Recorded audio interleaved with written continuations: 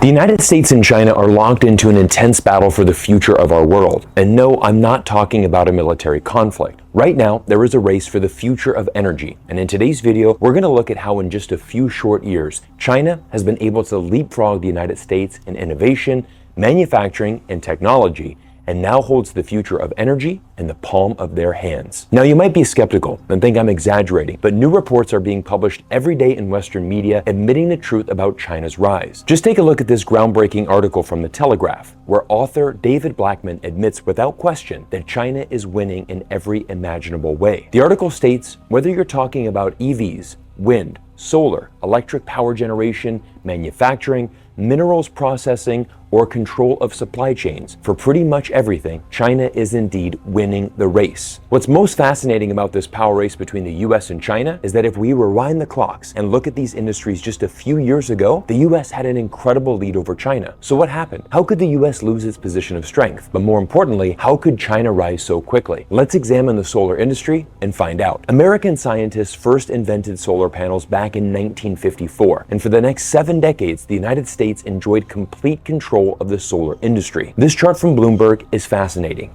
It shows as recently as 2008, the US manufactured 43% of solar cells, while Germany and Japan manufactured 22 and 18% respectively. But fast forward to 2024, and the US accounts for less than 1%. Japan has completely given up and manufactures absolutely nothing today, and China controls over 95% of the polysilicon production. The US solar industry is now at a point where it can never recover. Of course, US politicians will blame this collapse of the US solar industry on the Chinese government and say that Beijing is using unfair trade practices. But don't believe it for a second. China's edge has not been driven by state-owned manufacturers, subsidized loans, tariffs on imports, or IP theft. Instead, it's come from private businesses convinced of a bright future, investing aggressively and luring global talent to a booming industry, the exact entrepreneurial mix that made the US an industrial powerhouse. That's a powerful quote, and came directly from David Flicking, who wrote a groundbreaking article for Bloomberg last month entitled How the US Lost the Solar Power Race to China. Solar energy is projected to become the world's biggest source of electricity by 2031, and people don't realize just how immensely transformational this development by China is. According to a new report from the International Energy Agency, renewables will meet about half of global electricity demand by 2030. China alone is set to account for almost 60% of all renewable capacity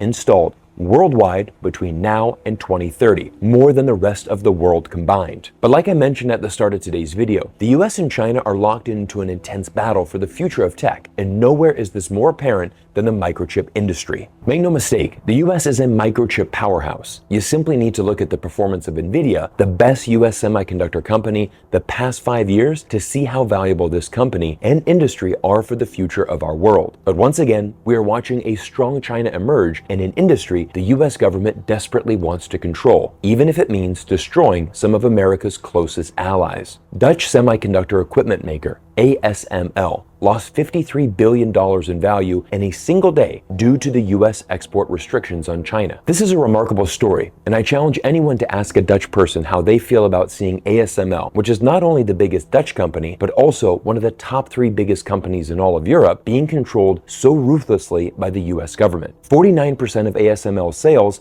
come from China, but the Netherlands is facing intense pressure from the US government to stop exporting to China. Of course, the US will tell the Dutch it's in the interest of national security, but this entire saga shows you the reality of the situation. There is very little sovereignty in Europe. The EU will align with the US government's interests, even if it wrecks their own economy. Honestly, it's the only card the US government has left to play. Sanction and restrict China in hopes the US can maintain its lead in semiconductor technology. But a new report titled The Double-Edged Sword of Semiconductor Export Controls reveals why this strategy will ultimately backfire. It argues that while the US implements these strict controls to stop China's access to advanced semiconductors, China is responding with impressive progress. By embracing innovative strategies, China is not just mitigating the impact of sanctions, but potentially reshaping the global semiconductor landscape.